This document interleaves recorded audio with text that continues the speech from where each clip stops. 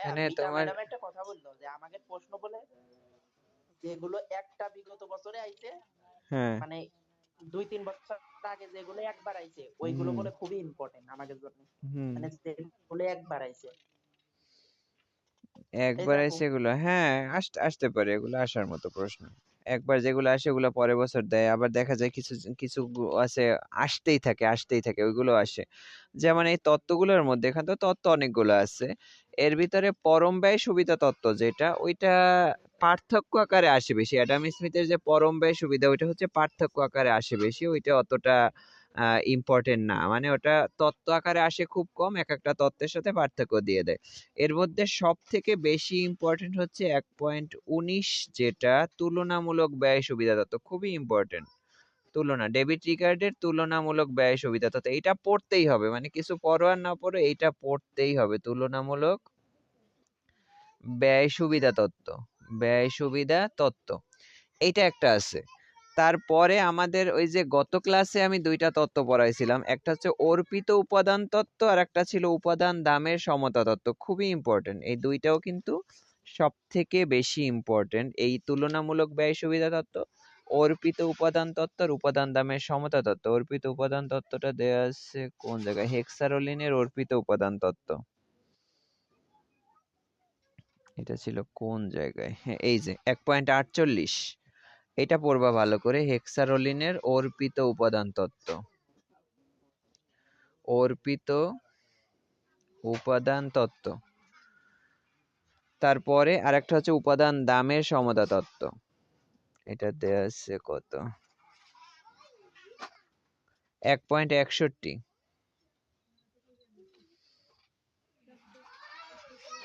উপাদান দামের সমতা তত্ত্ব, খুব ইম্পর্টেন্ট। এই তিনটে হচ্ছে সব থেকে বেশি ইম্পর্টেন্ট। তারপরে একটা আছে হেবারলালের সুযোগ ব্যয়, ওইটা হচ্ছে মোটামুটি ইম্পর্টেন্ট, ওটাও অতটা আসে না, তবে চলেও আসতে, ওইটা মনে হয় একবার না কখন আসছিল অনেক আগে, ওইটা হচ্ছে আসতে পারে। এই তিনটা ভালো করে পড়বা, আশা করি এই তিনটার ভিতরে একটা আসার সম্ভাবনা আছে। হেবারলালের সুযোগ ব্যয় তত্ত্ব এটা আমি স্কিপ করতেছি স্যার, এখানে এতগুলা হ্যাঁ এতগুলা ছক এতগুলা চিত্র বলা যাচ্ছে, এটা স্কিপ করতেছি তাহলে। এটা স্কিপ করো, কিন্তু এখন কি বলবো চলে আসতেও পারে আবার, মানে অতটা ইম্পর্টেন্ট না কিন্তু চলেও আসতে পারে। তো এর ভিতরে এই তিনটে হচ্ছে বেশি ইম্পর্টেন্ট, এগুলো একটু ভালো করে পড়ো। তারপর যদি মনে করো যে আস্তে আস্তে সময় পাও তখন একটু দেখে নিও যে আসলেও আসতে পারে, তখন এইগুলা বেশি ইম্পর্টেন্ট, মানে তত্ত্বগুলোর মধ্যে এগুলো বেশি ইম্পর্টেন্ট। এছাড়া আরো ছোট ছোট প্রশ্ন যেমন লিওনটিফ প্যারাডক্স আছে, ওইটাও ইম্পর্টেন্ট টিকার জন্য বিশেষ করে। তারপর আজকে আমরা আরো 2-3টা প্রশ্ন দেখাবো, ওখান থেকে কিছু আছে ইম্পর্টেন্ট। তো এই মোটামুটি এইগুলা একটু দেখলেই হবে। আচ্ছা, তো আমি হচ্ছে আজকে তোমাদের দেখাবো এখানে, এই অধ্যায়টার ভিতরে আর তেমন বেশি কিছু নাই, আছে অল্প কিছু আছে, 1-2টা প্রশ্ন মনে হয় আছে আর এখান থেকে। তার ভিতরে একটা হচ্ছে বাণিজ্য না হওয়ার চেয়ে কিছু বাণিজ্য ভালো, বা তোমার সংরক্ষিত বাণিজ্যর যে অবাধ বাণিজ্য ভালো, এরকম একটা প্রশ্ন আছে।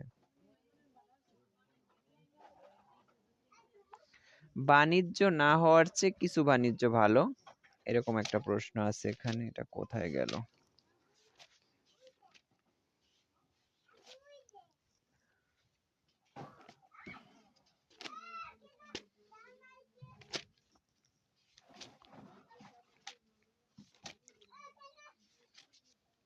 এই যে এখানে দেয়া আছে তোমার 1.76 দেয়া আছে, এই অধ্যায়ের মধ্যে 1.76 দেয়া আছে, বাণিজ্য না হওয়ার চেয়ে কিছু বাণিজ্য ভালো।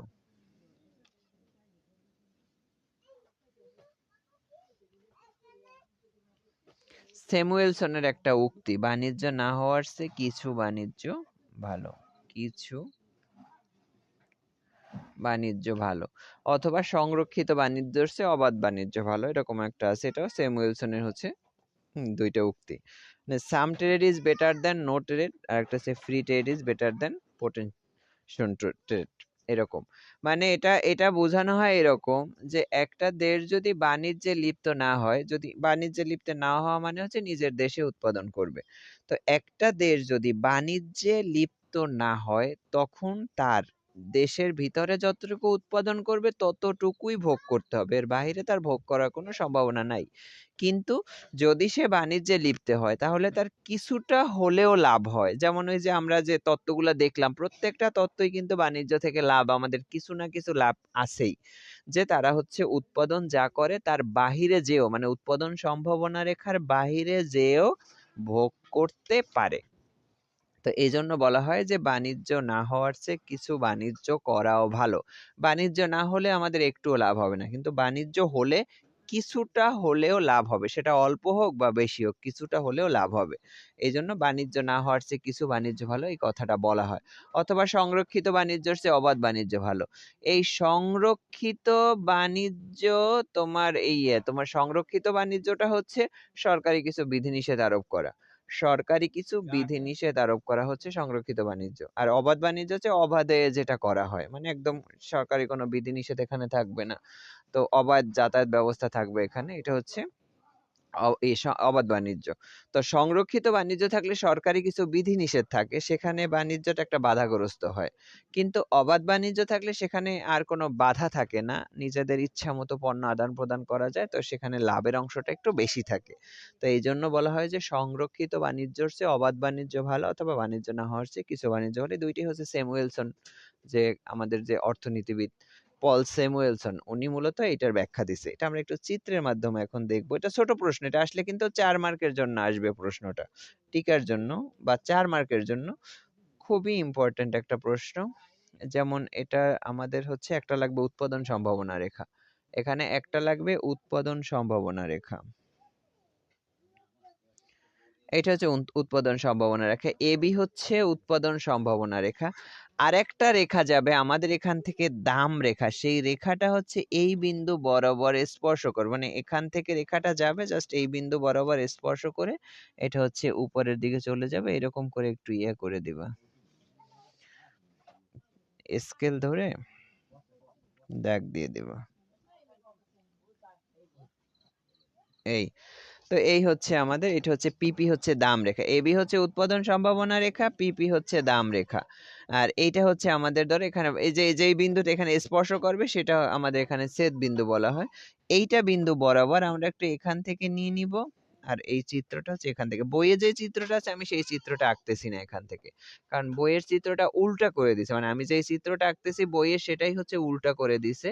তবে এই চিত্রটা আমার কাছে ইজি মনে হয়। তবে এই চিত্রটাও বইয়ের পিছনের দিকে অন্য একটার মধ্যে দিয়ে দিছে, আমি সেটা একটু এখানে বলে দিই। চিত্রটা হচ্ছে এখান থেকে দেয়া আছে, এই যে এটা হচ্ছে ৮৮ পেজে, বইয়ের পৃষ্ঠা নাম্বার ৮৮ পৃষ্ঠায় এই চিত্রটা দেয়া আছে, সেই চিত্রটা হচ্ছে আমরা এখানে দিয়ে দিব। এটা হচ্ছে এবি হচ্ছে উৎপাদন সম্ভাবনা রেখা, পিপি হচ্ছে দাম রেখা, আন্তর্জাতিক দাম রেখা।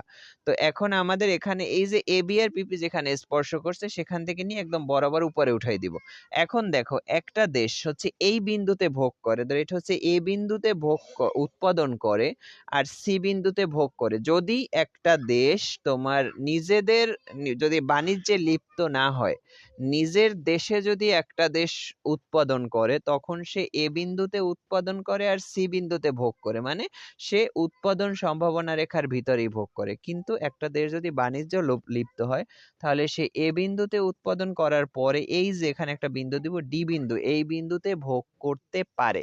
কারণ আমাদের বাণিজ্য থেকে লাভ কিভাবে হয় সেটা তো এই তত্ত্বগুলোর মাধ্যমে আমরা দেখেই আসলাম যে বাণিজ্য থেকে লাভ কিভাবে হয়। তো একটা দেশ হচ্ছে এ বিন্দুতে উৎপাদন করে, সি বিন্দুতে ভোগ করে যদি সে বাণিজ্য না করে। কিন্তু একটা দেশ যদি বাণিজ্যে লিপ্ত হয় তাহলে এ বিন্দুতে উৎপাদন করে, সে ডি বিন্দুতে ভোগ করতে পারে। আর এই যে সিডি পরিমাণ যে সে বেশি ভোগ করতেছে, এটা কিন্তু বাণিজ্যের জন্যই, বাণিজ্য না করলে তো এটা পারতো না। কারণ বাণিজ্য না করলে তার উৎপাদন সম্ভাবনা রেখার ভেতরেই, মানে নিজের দেশের ভিতরেই তার ভোগ করতে হইতো। এটাই হচ্ছে তার লাভ। এই জন্যই স্যামুয়েলসন বলছে যে বাণিজ্য না হওয়ার চেয়ে কিছু বাণিজ্য ভালো।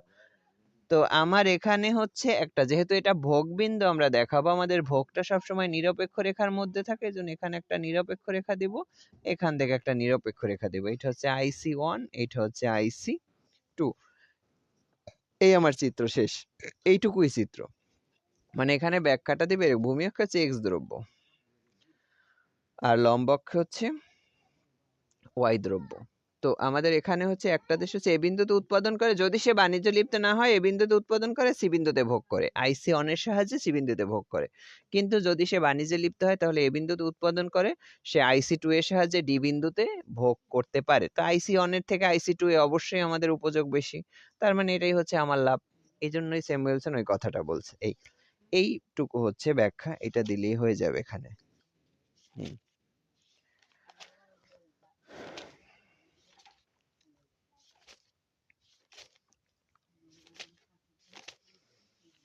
এই তো এই অধ্যায়ের ভিতরে শেষ অধ্যায়ে আর কিছু নেই, একটাই ছিল শুধু, এটা তো গত ক্লাসে শেষ করে দিতে পারতাম।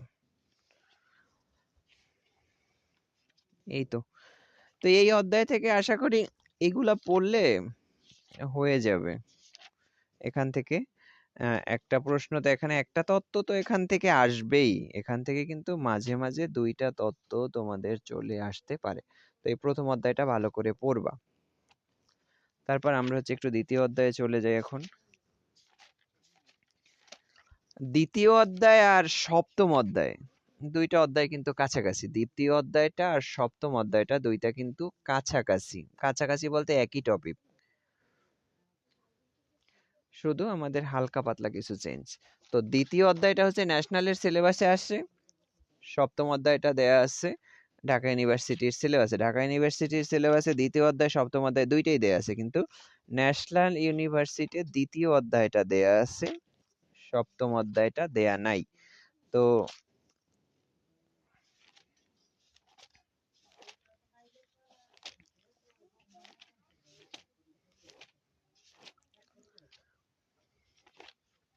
এই তো দ্বিতীয় অধ্যায়ের ভিতরে আমরা চলে যাব হচ্ছে 2.12-তে। এগুলো সপ্তম অধ্যায়ে পড়ানো হয়েছে, আমি জাস্ট এখানে একটু ইয়ে করে দিব। বাণিজ্য শর্ত কাকে বলে, এটা আসার মতো একটা প্রশ্ন। বাণিজ্য শর্ত কাকে বলে? বাণিজ্য শর্ত যে শর্তের মাধ্যমে একটা দেশের পণ্য বিনিময় হয় বা আমদানি রপ্তানি বাণিজ্য সংগঠিত হয়, যে শর্তের মাধ্যমে, সেটাকে বলা হয় বাণিজ্য শর্ত বা তোমার বাণিজ্যিক ভারসাম্য বলা হয় এটাকে। তো আমাদের এখানে একটা প্রশ্ন আছে 2.13, খুবই ইম্পর্টেন্ট প্রশ্ন, এটা একটু ভালো করে পড়বা। 2.13 বাণিজ্য শর্ত নির্ধারণ পদ্ধতি, ভারসাম্য বাণিজ্য শর্ত নির্ধারণ। প্রশ্নটা অনেকভাবে আসতে পারে। ভারসাম্য বাণিজ্য শর্ত নির্ধারণ,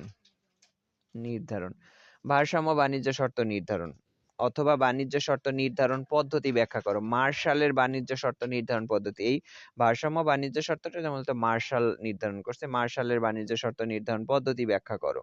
এভাবে বা অফার রেখার সাহায্যে কিভাবে বাণিজ্য শর্ত নির্ধারিত হয় সেটা ব্যাখ্যা করো। বিভিন্নভাবে প্রশ্ন আসতে পারে, একই প্রশ্ন।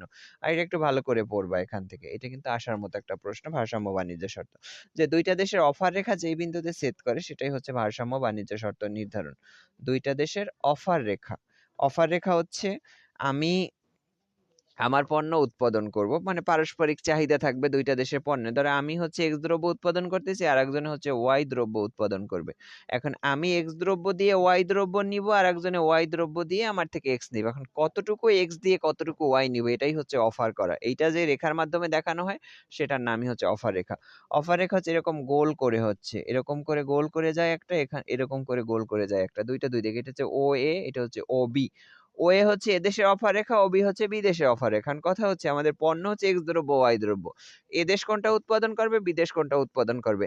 এটার সহজ সিস্টেমটা হচ্ছে এই যে পিঠ, অফার রেখার পিঠটা যেই দিকে থাকবে সেটা হচ্ছে উৎপাদনকারী দেশ। যেমন ও এ হচ্ছে এদেশের অফার রেখা, এদেশ হচ্ছে এক্স পণ্য উৎপাদন করে। এই যে ও বি হচ্ছে বিদেশের অফার রেখা, বিদেশ হচ্ছে ওয়াই উৎপাদন করে। যে পিঠ যেই দিকে সেটা হচ্ছে উৎপাদনকারী দেশ। এদেশ এক্স উৎপাদন করে, বিদেশ ওয়াই উৎপাদন করে। এখন এদেশ হচ্ছে এক্স অফার করতেছে, বিদেশ হচ্ছে ওয়াই অফার করতেছে। তারপর দুইটা দেশের মধ্যে তোমার ওই বিনিময় করে এক্সচেঞ্জ করে নিয়ে নিবে। এটি হচ্ছে অফার করা। আমরা যে অফার কথাটা বলি যে আমি এতটুকু অফার করলাম এতটুকুর জন্য, এখানে বিষয়টা ওই রকমই।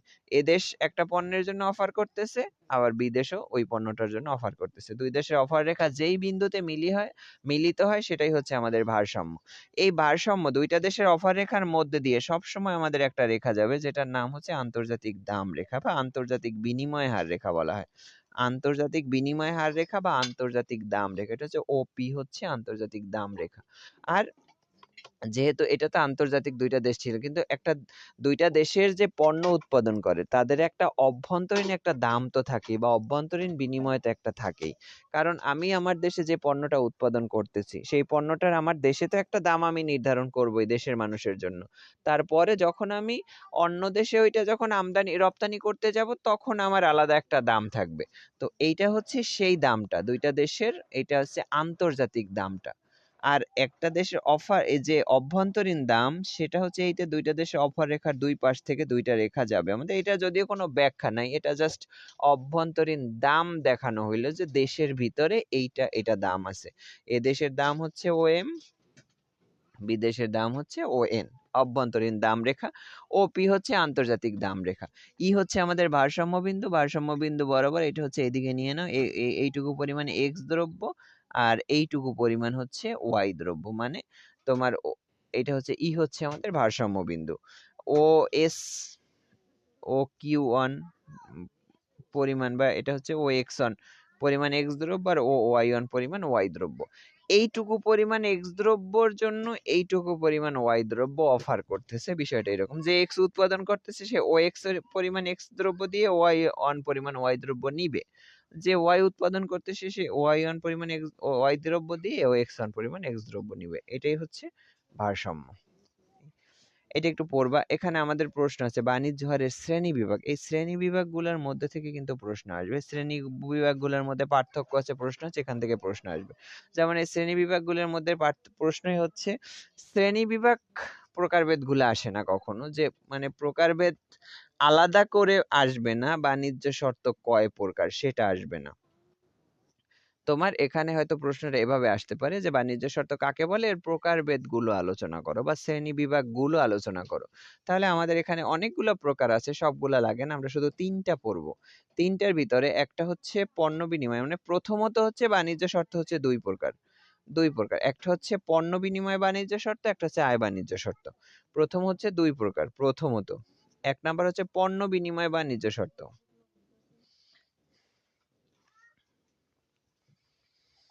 বাণিজ্য শর্ত। আর দুই নাম্বারটা হচ্ছে আয় বাণিজ্য শর্ত। এগুলা ডিটেলস পড়ানো হয়েছে আগেও, আয় বাণিজ্য সপ্তম অধ্যায়ে পড়াইছিলাম। আয় বাণিজ্য শর্ত, পণ্য বিনিময় বাণিজ্য শর্ত, আয় বাণিজ্য শর্ত। এই পণ্য বিনিময় বাণিজ্য শর্তটা আবার হচ্ছে দুই প্রকার। একটা হচ্ছে মোট পণ্য বিনিময় বাণিজ্য শর্ত, একটা হচ্ছে নিট পণ্য বিনিময় বাণিজ্য শর্ত। তো আমাদের এখন মোট প্রকারই হলো এই তিনটা, একটা হচ্ছে মোট পণ্য, একটা নিট পণ্য, একটা হচ্ছে আয় বাণিজ্য শর্ত। এইগুলা একটু ভালো করে পড়বা। তো এই মোট পণ্য বিনিময় বাণিজ্য শর্ত, এটার সংজ্ঞা দিবা, একটা সংজ্ঞা আছে, একটা সূত্র আছে, একটা মানে সংজ্ঞাটাই হচ্ছে সূত্র বা সূত্রটাই হচ্ছে সংজ্ঞা। আমাদের মোট পণ্য বিনিময় বাণিজ্য শর্তের সূত্রটা হচ্ছে এইরকম, মোট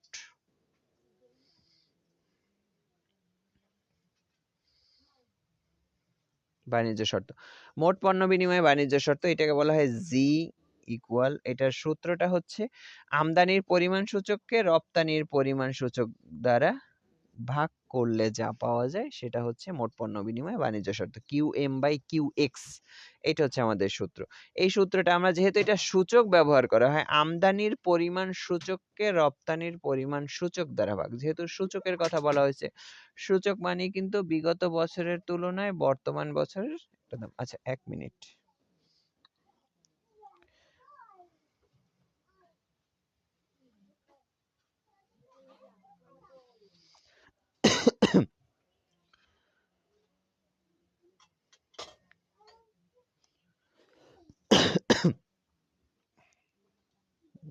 কাজের সময় ডিস্টার্ব।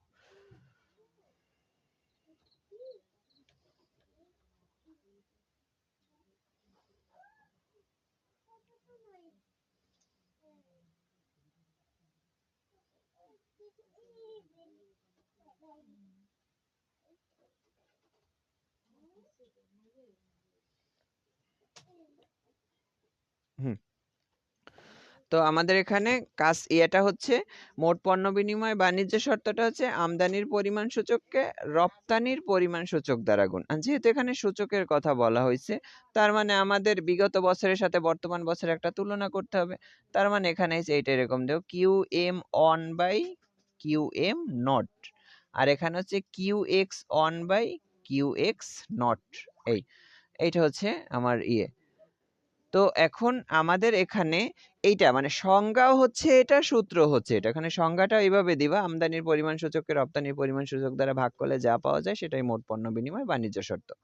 তারপরে এখন এইটার আর সূত্রটা দিবা, মানে এখানে সংজ্ঞা দিবা, সূত্রটা বাংলা লেখা বইয়ে সুন্দর করে দেখা আছে, ওখান থেকে ওরকম দিয়ে দিলে হবে। এই সূত্রটা দিবা। আর এখানে অনুকূল আর প্রতিকূলের একটা আছে, যে কখন অনুকূল ভারসাম্য হবে, কখন প্রতিকূল। অনুকূল ভারসাম্য হচ্ছে আমাদের এখানে উপরে যেটা থাকবে সেটা যদি বেশি পাওয়া যায় সেটা হচ্ছে অনুকূল। এটা মনে রাখবো। এখানে কিন্তু আমদানির পরিমাণটা উপরে আছে, রপ্তানির পরিমাণ নিচে আছে। তার মানে বিষয়টা হচ্ছে এরকম, যদি QM গ্রেটার দ্যান QX হয় তাহলে এটা হবে অনুকূল ভারসাম্য। শুধু মনে রাখবা উপরে যেটা থাকবে সেটা বেশি। সূত্র আমাদের সূত্র বেইসে উপরে যেটা থাকবে সেটা বেশি। যেমন আমাদের মোট পণ্যের একটা সূত্র, নিট পণ্যের একটা সূত্র। শুধু মনে রাখবা উপরে যেটা থাকবে সেটা যদি বেশি পাওয়া যায় সেটা হবে অনুকূল। তো আমদানির পরিমাণ যদি আমরা বেশি পাই, ধরো আমি কম পরিমাণ রপ্তানির পণ্য দিয়ে বেশি পরিমাণ আমদানি পণ্য পাচ্ছি, আমি কম দিয়ে যদি বেশি পাই সেটা অবশ্যই আমার জন্য লাভ, এজন্য এটা হচ্ছে অনুকূল। উল্টাটা হলে প্রতিকূল। সংজ্ঞা দিবা, সূত্র দিবা, অনুকূল প্রতিকূল দিলে অনেকটা লেখা হয়ে যাবে। সে 2 পেজ লেখা কিন্তু হয়ে যায়, প্রায় 2 পেজ লেখা হয়ে যাবে এখানে। প্রকারভেদ আসে কিন্তু প্রকারভেদ স্পেসিফিক আসে না, যে প্রকারভেদ কয় প্রকার এভাবে আসবে না। তোমাদের আসবে প্রকারভেদ গুলো আলোচনা করো বা শ্রেণী বিভাগ গুলো আলোচনা করো। তখন তোমরা প্রথমে এই দুইটা দিবা, যে প্রথমত 2 প্রকার, তারপর আবার দিবা মোট পণ্য 2 প্রকার, মোট তোমার পণ্য বিনিময় 2 প্রকার, মোট পণ্য নিট পণ্য, তারপরে সিরিয়ালে মোট পণ্য নিট পণ্য আর আয়ের ব্যাখ্যাটা দিয়ে দিবা, শেষ। এগুলা ব্যাখ্যা লিখতেই কিন্তু অনেকটা পেজ হয়ে যাবে। একটা প্রশ্ন আসলে হয়তো 8 মার্কের জন্য আসবে, এর বেশি কিন্তু আসবে না। এটা লিখলে কিন্তু হয়ে যাবে। আর বাকি যেখানে আরো অনেকগুলো আছে ওগুলো কিন্তু আমাদের দরকার নাই। আর খ নাম্বারটা হচ্ছে নিট পণ্য। নিট পণ্য বিনিময় বাণিজ্য শর্ত, এটা হচ্ছে। তো এটা হচ্ছে N ইকুয়াল, এটা সূত্রটা হচ্ছে রপ্তানির দামকে আমদানির দাম দ্বারা গুণ। দেখো যখন মোট পণ্য আসে পরিমাণ কিন্তু আমদানির উপরে আর রপ্তানির পরিমাণ নিচে, এখানে কিন্তু দাম যখন নিট পণ্যে কিন্তু দাম, আর মোট পণ্য হচ্ছে পরিমাণ। পরিমাণের বেলায় আমদানি উপরে রপ্তানি নিচে, আর দামের বেলায় রপ্তানি উপরে আমদানি নিচে। এইগুলো কিন্তু মনে রাখতে হবে, পরীক্ষার হলে যাই কিন্তু এগুলো গোলায় ফেলো না, তাহলে কিন্তু আর হইল না। তো এটা হচ্ছে PX/PM, যে রপ্তানির দাম সূচককে আমদানির দাম সূচক দ্বারা গুণ। এটাও সেম, PX1/PX0, QX1/QX, PM1/PM0, এভাবে দিবা। আর এখানেও সেম, অনুকূল প্রতিকূল, যেটা উপরে থাকবে সেটা বেশি হলে আমাদের অবশ্যই অনুকূল,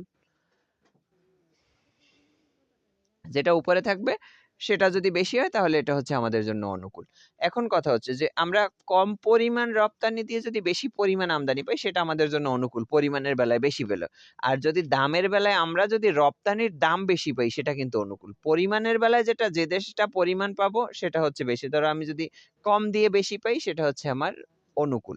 আর এখানে যদি আমি, এখানেও সেম, আমি যদি দাম বেশি পাই, দাম কম দিয়ে যদি দাম বেশি পাই সেটা আমার জন্য অনুকূল। এজন্য PX যদি বেশি হয় সেটা হচ্ছে অনুকূল, উল্টাটা হলে প্রতিকূল। আর একটা হচ্ছে আয় বাণিজ্য শর্ত, আর একটা হচ্ছে আয় বাণিজ্য শর্ত। আয় বাণিজ্য শর্ত, আয় বাণিজ্য শর্তটা হচ্ছে তোমার নিট পণ্য বিনিময় বাণিজ্য শর্তকে রপ্তানির পরিমাণ দ্বারা গুণ। নিট পণ্য বিনিময় বাণিজ্য শর্তকে রপ্তানির পরিমাণ দ্বারা গুণ। আয় বাণিজ্য হচ্ছে ইনকাম থেকে আয়, এটা হচ্ছে N ইন্টু QX।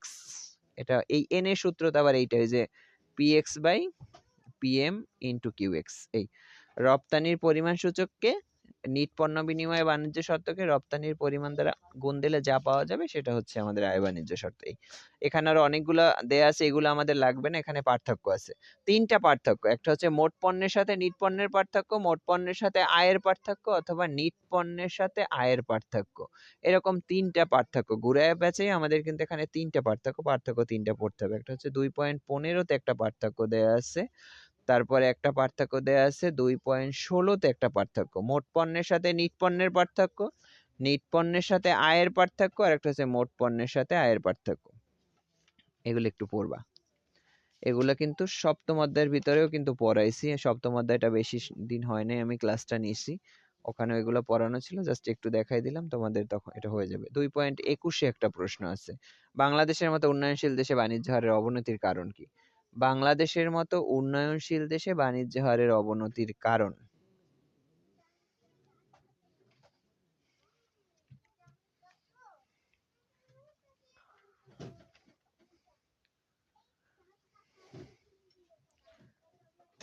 বাণিজ্য হারের অবনতি কথাটা বলা হয়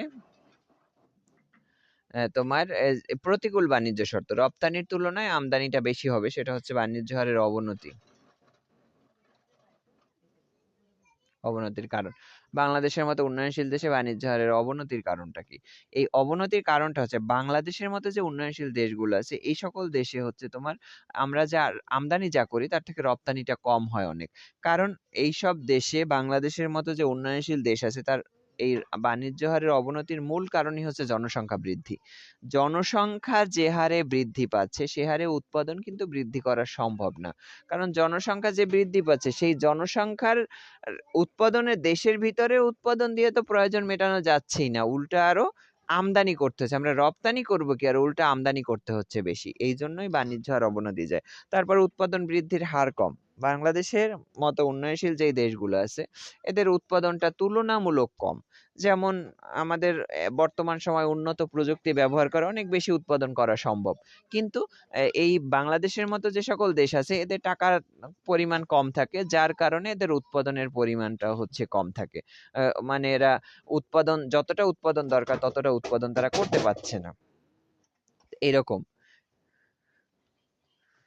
তো তো এই টাইপের শুধু মনে করতে হবে যে এখানে একটু চিন্তা করবা যে আসলে কেন আমদানিটা বেশি হচ্ছে রপ্তানি কম হচ্ছে, তাহলে দেখবা যে চিন্তা করলেও মাথার ভিতরে অনেক কিছু প্রমাণ মানে কিছু পয়েন্ট তোমাদের চলে আসবে। তারপর এখানে যেগুলো আছে এগুলো একটু পড়ে নিবা তাহলে হবে।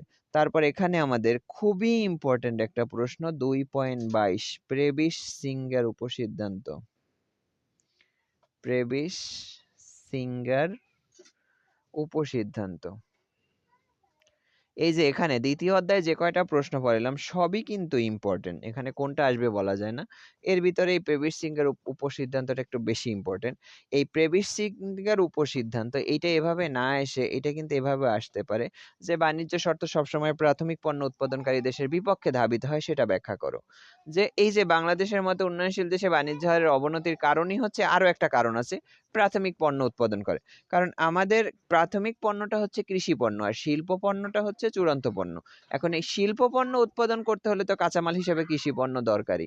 এখন শিল্প পণ্যের দাম আমরা জানি সবাই বেশি, কিন্তু কৃষি পণ্যের দাম কম।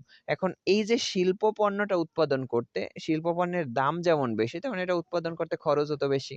আবার কৃষি পণ্যের দাম যেমন কম এটা উৎপাদন করতে খরচও কম। এখন বাংলাদেশের মতো যে সকল দেশ আছে এদের ওই শিল্প পণ্যটা যে উৎপাদন করবে সেই পরিমাণ টাকা তাদের হাতে থাকে না, তখন তারা কি করে সস্তায় হচ্ছে কৃষি পণ্যটা উৎপাদন করে, আবার বিক্রিও করে সস্তায়। তো শিল্প পণ্যের দাম তো বেশি থাকে, যারা শিল্প পণ্য উৎপাদন করে তাদের দাম বেশি হয়, আর কৃষি পণ্যের দাম তো তুলনামূলক কম। এখন শিল্প পণ্য তো আমাদের ভোগের জন্য দরকার আছে, তাহলে আমরা কি করতেছি, কৃষি পণ্য উৎপাদন করে সেটা রপ্তানি করতেছি আর শিল্প পণ্যটা আমদানি করতেছি। তাহলে আমরা কম দামে বিক্রি করতেছি কৃষি পণ্য, আবার বেশি দামে শিল্প পণ্য আমরা কিনতেছি, তাহলে আমাদের তো একটা পার্থক্য তো এখানে থাকেই। তো এইটাই হচ্ছে এই উন্নয়নশীল দেশে বাংলাদেশের মতো যে সকল দেশ আছে এদের ওই বাণিজ্য হারের অবনতির মূল কারণ হচ্ছে প্রাথমিক পণ্য উৎপাদন।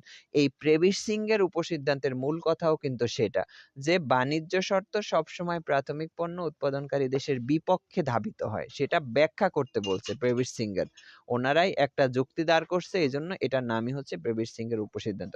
বা স্বল্পকালীন বা স্বল্প উন্নত দেশে বাণিজ্য হারের দীর্ঘকালীন প্রতিকূলতার কারণ কি, স্বল্প উন্নত দেশে বাণিজ্য হারের অবনতির কারণ কি, এরকম বিভিন্ন রকমের প্রশ্ন আসতে পারে। মানে মূল কথাটাই হচ্ছে বাণিজ্য হার অবনতির দিকে যাবে, এইটা দেখলেই বুঝতে হবে যেটা প্রেবিস সিংহের উপসিদ্ধান্তটা আমাদের দিতে হবে। কারণ প্রেবিস সিঙ্গার ওনারা মূলত প্রেবিস আর সিঙ্গার কিন্তু দুইজন আলাদা আলাদা অর্থনীতিবিদ, ওনারা এই ব্যাখ্যাটা খুঁজে বের করছে যে যে সকল দেশ প্রাথমিক পণ্য উৎপাদন করে বাণিজ্য শর্তটা সবসময় তাদের বিপক্ষে চলে যায়। তো এই বিপক্ষে যাওয়ার ওনারা কয়েকটা কারণ দাঁড় করাইছে, সেই কারণগুলো আমাদের মনে রাখতে হবে। একটা হচ্ছে দামের চক্রাকার প্রবাহ। তোমার শিল্প পণ্যের দাম যেমন দ্রুত বাড়ে, তোমার শিল্প পণ্যের দামটা যেমন আমাদের যখন একটা দেশে মুদ্রাস্ফীতি দেখা দেয়, মুদ্রাস্ফীতির সময় প্রাথমিক পণ্যের দামটা অনেক বেশি বেড়ে যায়, আবার মন্দা যখন দেখা যায় তখন হঠাৎ করে কমে যায়, মানে হঠাৎ করে বেড়ে যায় আবার হঠাৎ করে কমে যায়। আবার শিল্প পণ্যের দামটা হচ্ছে আস্তে আস্তে বাড়ে আবার কমেও আস্তে আস্তে, এটা যেমন হঠাৎ করে বাড়ে না হঠাৎ করে কমেও না। তো এই প্রাথমিক পণ্যটার যখন তোমার লাভ হয় হঠাৎ করে অনেক বেশি লাভ হয়, আবার লস হইলে হঠাৎ করে অনেক বেশি লস হয়। আর শিল্প পণ্যের দামটা যেমন লাভের সময় অতিরিক্ত লাভ হয় না, লসের সময় তাদের অতিরিক্ত লস হয় না, যার কারণে এইটা হচ্ছে স্বাভাবিক অবস্থায় থাকে। এই যে হঠাৎ করে বাড়া হঠাৎ করে কমা এটাই কিন্তু ক্ষতিকর। তো এই জন্য প্রাথমিক পণ্য যারা উৎপাদন করে তাদের বাণিজ্য শর্তটা সবসময় বিপক্ষে যায়। দামের চক্রাকার প্রবাহ, মানে দামটা হচ্ছে করে হঠাৎ বাড়ে হঠাৎ কমে। শিল্প পণ্যের দামটা হঠাৎ বাড়েও না হঠাৎ কমেও না, যার কারণে এটা স্বাভাবিক থাকে। তারপর একটা হচ্ছে উৎপন্ন দ্রব্যের চাহিদার আয় স্থিতিস্থাপক। ওখানে 3টা পয়েন্ট আছে, পয়েন্ট 3টা মনে রাখতে হবে। একটা হচ্ছে দামের চক্রাকার প্রবাহ, একটা হচ্ছে উৎপন্ন দ্রব্যের চাহিদার আয় স্থিতিস্থাপকতা, আর একটা হচ্ছে কারিগরি দক্ষতার পরিবর্তন। এই উৎপন্ন দ্রব্যের চাহিদার আয় স্থিতিস্থাপকতা হচ্ছে প্রাথমিক পণ্যের চাহিদা কিন্তু কম, শিল্প পণ্যের চাহিদা বেশি। প্রাথমিক পণ্যের চাহিদা কম সেজন্য দামও কম, শিল্প পণ্যের চাহিদা বেশি সেজন্য দামও বেশি। যার দাম বেশি সে তার তার তো সবসময় অনুকূলই থাকবে, আর যার দাম কম তার তো প্রতিকূলই থাকবে ভারসাম্যটা। এই কারিগরি দক্ষতার পরিবর্তন, কারিগরি দক্ষতার পরিবর্তন হচ্ছে কারিগরি দক্ষতা যদি বৃদ্ধি পায় তাহলে উৎপাদন বৃদ্ধি পায়। এখন কারিগরি দক্ষতাটা পরিবর্তন আমাদের করতে হলে টাকা তো দরকার সেই পরিমাণ, এখন অতটা টাকা তো থাকে না। ধরো যে সকল দেশে টাকা বেশি তারা অবশ্যই সেটা পরিপূর্ণভাবে ব্যবহার করতে পারতেছে, তাদের উৎপাদনও বেশি হচ্ছে। আর প্রাথমিক পণ্য যারা উৎপাদন করে তাদের তেমনি টাকার পরিমাণ কম, তাহলে তারা সেটা পরিপূর্ণভাবে ব্যবহার করতেও পারতেছে না আর তাদের উৎপাদনটাও বাড়তেছে না, যার কারণে তাদের ভারসাম্যতা তাদের বিপক্ষেই চলে যাচ্ছে। তো এই কারিগরি দক্ষতাটা হয়তো দেখা যায় কিছুটা ব্যবহার করতেছে, মানে বাংলাদেশের মতো যে উন্নয়নশীল দেশ আছে এরা কারিগরি দক্ষতাটা কিছুটা ব্যবহার করতেছে, সেখান থেকে তাদের উৎপাদনও কিছুটা হচ্ছে, কিন্তু সেটা কোনো লাভ হচ্ছে না। ওইটার নাম হচ্ছে হতাশাজনক প্রবৃদ্ধি। এটা আমরা একটু চিত্রের মাধ্যমে এখানে দেখব। চিত্রটা হচ্ছে এরকম, অফার রেখার মাধ্যমে এখানে একটা চিত্র দেওয়া হয়েছে। অফার রেখাটা হচ্ছে এরকম, এটা একটা অফার রেখা, এটা একটা অফার রেখা। এটা হচ্ছে এদেশের অফার রেখা, বিদেশের অফার রেখা। এখানে বিদেশটা হচ্ছে শিল্প উন্নত দেশ আর এদেশ হচ্ছে স্বল্প উন্নত দেশ। এখানে হচ্ছে এক্স দ্রব্য, এখানে হচ্ছে ওয়াই দ্রব্য। এখানে বিদেশটা হচ্ছে শিল্প উন্নত দেশ আর এদেশ হচ্ছে স্বল্প উন্নত দেশ। এই দেশে যে এখানে হচ্ছে উৎপাদনটা বাড়ছে তাদের, এইটা হচ্ছে দুইটা অফার রেখার মাধ্যমে সবসময় একটা দাম রেখা যাবে, এই হচ্ছে আমাদের ভারসাম্য বিন্দু। এখন এই এদেশে কারিগরি দক্ষতার পরিবর্তনের ফলে আমাদের উৎপাদন কিছুটা বাড়ছে ঠিকই, এইটা হচ্ছে A1 হচ্ছে পরিবর্তিত অফার রেখা। এই দুইটা রেখার মধ্যে দিয়ে কিন্তু আবার একটা, মানে দুইটা অফার রেখার মধ্যে দিয়ে সবসময় একটা দাম রেখা যাবেই। এটা হচ্ছে P1 দাম রেখা। এই হচ্ছে ই বিন্দু, এই হচ্ছে এফ বিন্দু। এই যে দেখো এদেশে কারিগরি দক্ষতার পরিবর্তনে এদেশের উৎপাদন কিছুটা বাড়ছে ঠিকই, এই যে ই থেকে এফ বিন্দুতে যতটুকু বাড়ছে এটা কোনো লাভ হয় নাই। এটার নাম হচ্ছে হতাশাজনক প্রবৃদ্ধি। এই ই থেকে এফ, এটার নামই হচ্ছে হতাশাজনক প্রবৃদ্ধি। হতাশাজনক প্রবৃদ্ধি মানে কারিগরি দক্ষতার পরিবর্তনে লাভ কিছুটা হয়েছে কিন্তু এই লাভে কোনো লাভ হয় না, এটার নামই হতাশাজনক প্রবৃদ্ধি। মানে যতটুকু লাভ হওয়ার কথা ছিল ততটুকু লাভ হয় নাই। ভাইয়া এই হ্যাঁ বলো। ভাইয়া এখানে ওই যে পরীক্ষা দিলাম না, টেস্ট পরীক্ষা, এখানে এই হুম। প্রশ্নটা আইছিল কিন্তু এটা দিছিলাম ই থেকে এফ পর্যন্ত এইটুকু জন্য এটুকুই হয়েছে, উৎপাদন বৃদ্ধি পাইছে কিন্তু এর জন্য কোনো লাভ হয় নাই। কিন্তু ম্যাডাম বলছে কি এইভাবে না দেখাইলে, এইভাবে দেখাইলে নাম্বার দেওয়া যাবে না। নিচে বলে এক্স, যে এক্স অক্ষে নিচে দেখাই দিতে হবে বলে। না কি বলছে, এখানে তো মানে এইটুকু এইভাবে দেখায়, এটা তো এইটুকু দেখাইলে হয়, তুমি এখান থেকে এখানে দেখার এখান থেকে এখানে কিন্তু দেখানো ম্যাডাম একই তো নাম্বার কথা। দেয় নাই। না এটা তো তাইলে খাতা ম্যাডাম হয়তো খাতা দেখছি ম্যাডাম নাম্বার দেয়। না এটা তো এখান থেকে দেখাই বলছে যে দিলেই এইভাবে হয়, দেখালে হবে না। এটা এখান থেকে দেখাই দিলেই হয়, এটা হবে না কে বলছে, এটা এখান থেকে দেখাই দিলেই হয়। আমার লাভ এইটুকু, এখানে প্রবৃদ্ধিটা এইটুকু, এটা তো এখানেই দেখাইলি তো হয়ে গেল আমার। যে এই থেকে এই বিন্দুতে আমাদের ভারসাম্য ছিল, ভারসাম্য এফ বিন্দুতে গেছে, প্রবৃদ্ধিটা তো এখানে দেখানো যায়। ম্যাডাম বলছে যে নিচে টাইনে দিতে হবে, এই টাইনের নিচেই দেখাতে হবে। না এই এটা দেখে আমি দরকার নাই, বুঝলাম এটা বলছে। এটা এখানে দেখাইলি হয়ে যাবে।